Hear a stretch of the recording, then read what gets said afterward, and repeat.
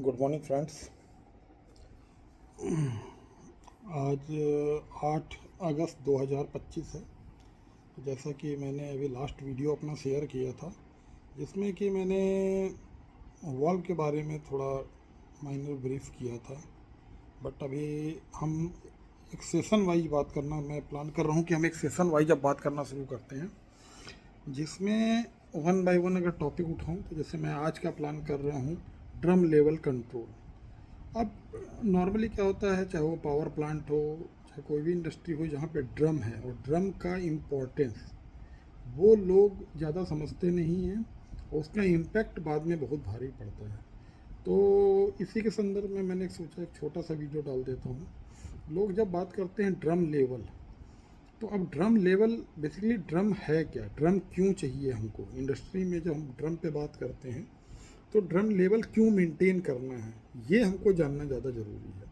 और इसके बाद हम फिर बात कर सकते हैं कि उसमें क्या इंस्ट्रूमेंट लगना है, उसकी सेफ्टी क्या देखनी है।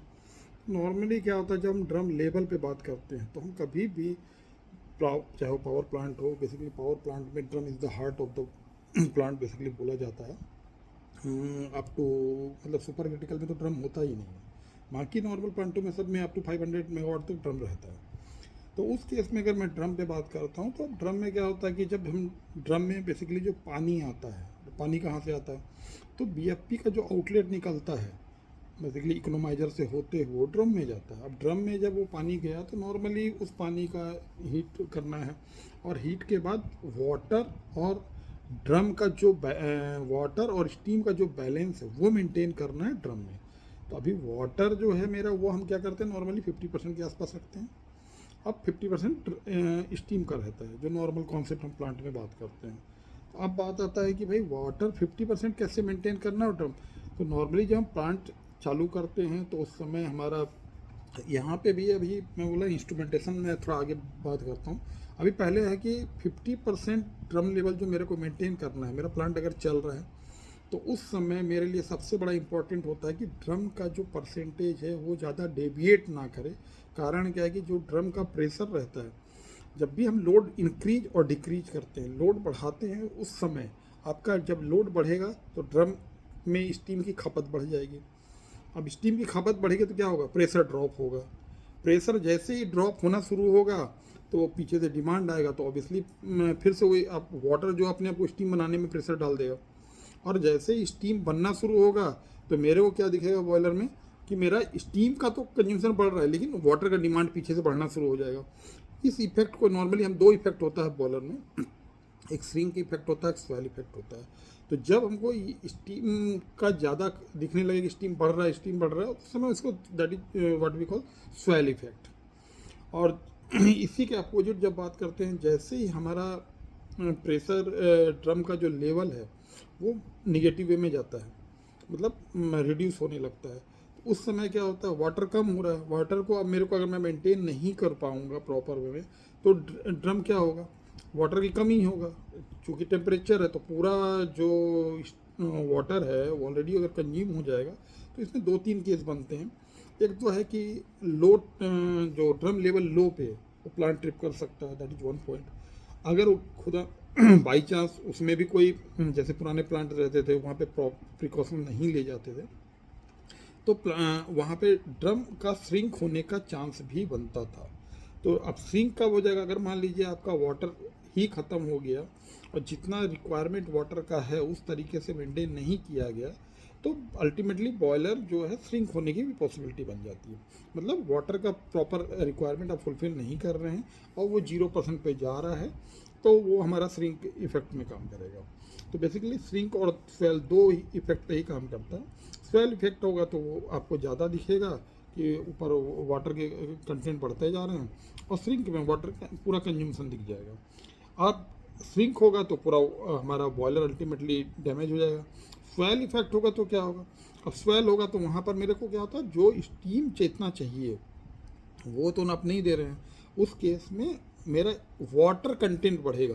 और वाटर क्या होता है, जब मेरा सुपर हीटेड स्टीम जब हम बात करते हैं ना, हमको कहीं आगे देना है, टरबाइन में देना, कहीं भी देना, तो सुपर हीटेड स्टीम देते हैं।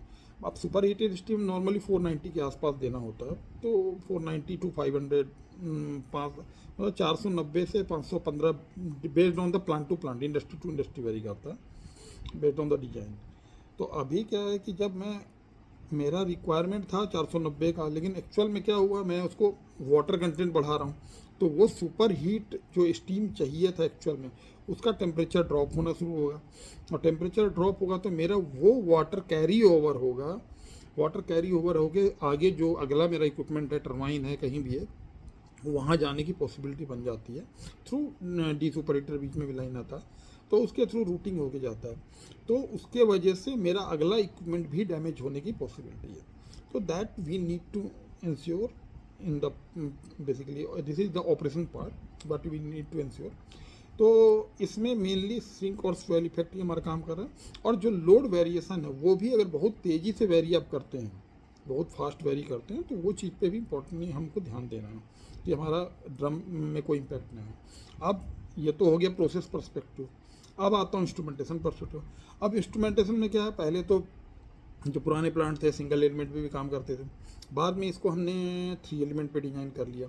अब 3 एलिमेंट क्या होता है, 3 एलिमेंट में 3 कंटेंट होता है। Single element only drum level हम मेंटेन करते थे, बट जब 3 एलिमेंट बात करते हैं तो उसमें हमारा पहला होता है, मतलब फर्स्ट फ्लो ड्रम लेवल होता है, स्टीम फ्लो होता है और फीड वाटर फ्लो होता है। ये तीनों को मिला करके हम 3 एलिमेंट बनता है। बेसिकली हम 3 element is more accurate then single element, तो इस वजह से ये फीचर्स भी आया। अब जब हम ये सारे 3 बेसिकली लेवल आ गया, स्टीम फ्लो आ गया, फीड फ्लो आ गया, उसके करस्पॉन्डेंस अगर हम ड्रम को मेंटेन कर रहे हैं तो that will be more accurate value, generate the more accurate value. और फर्दर अब बात करता हूँ कि ये तो हो गया कि ये हमारा कैसे जो ड्रम की एफिशिएंसी है, ड्रम का जो लॉन्गेटिव लाइफ है, वो हम कैसे मेंटेन करें। तो उसके लिए अभी हमारा जो लेटेस्ट जो भी इंडस्ट्री है, उसमें क्या हो रहा है कि सब जगह 2 आउट ऑफ 3 फीचर्स आ रहे हैं। पहले तो 2 ट्रांसमीटर रहते थे, अभी 2 आउट ऑफ 3 पे, जैसे यहीं पे मेरे पास कॉन्सेप्ट 2 आउट ऑफ 3 हमारा प्लांट है, तो 2 out of 3 for tripping purpose हम यूज कर रहे हैं, और 1 out of 2 for controlling purpose. This is the philosophy what we have followed here. So basically this is the chemical industry, so that we have to maintain the plant reliability as well as क्या बोलते हैं, plant को जो safety security point of view वो भी हमको देखना है, तो हमारा थोड़ा सा मोर क्रिटिकल है, तो उस वजह से हमने इसको वैसा डिज़ाइन किया होगा। अब जब मैं बात कर रहा हूँ यहाँ पे सिंगल एलिमेंट और 3 एलिमेंट, तो नॉर्मली क्या होता है, हम नॉर्मली जो फील्ड में वॉल भी लगाते हैं सिंगल एलिमेंट के लिए, सिंगल डायरेक्ट अप टू 30% जो लोड होता है सिंगल एलिमेंट पे चलाते हैं, और जैसे ही 30% के ऊपर लोड निकलना शुरू होता है तो हम उसको क्या करते हैं, 100% वाले वॉल को लाइन में ले लेते हैं। तो इस केस में भी हम बेसिकली दो लाइन यूज करते हैं, सिंगल एलिमेंट के एक लाइन यूज करते हैं, 3 एलिमेंट के लिए 2 पैरेलल लाइन यूज करते हैं, कि अगर एक लाइन में एक वॉल में इन केस कुछ प्रॉब्लम आ गया तो पैरेलल लाइन आपके रेडी टू यूज कंडीशन में रहती है, ताकि plant will not get affected. तो that is the important thing. और हमारा इसमें भी ये है कि जो ट्रांसमीटर का इंपॉर्टेंस है, चाहे राडार आप यूज कीजिए चाहे डीपी यूज कीजिए, दोनों ट्रांसमीटर वहाँ पे काम करता है, और radar is more accurate then DP, तो वहाँ भी इम्पोर्टेंट है। हमको इम्पोर्टेंट ये है कि हमारा प्लांट सेफ होना चाहिए, तो that is the important thing. मुझे लगा ये वीडियो आप लोग से शेयर करना चाहिए, एक बार डिस्कशन करना चाहिए, और इस पर अगर कुछ डिस्कस और करना है तो हम आगे भी कर सकते हैं, बट आज के लिए चलिए, धन्यवाद, thanks for watching this video.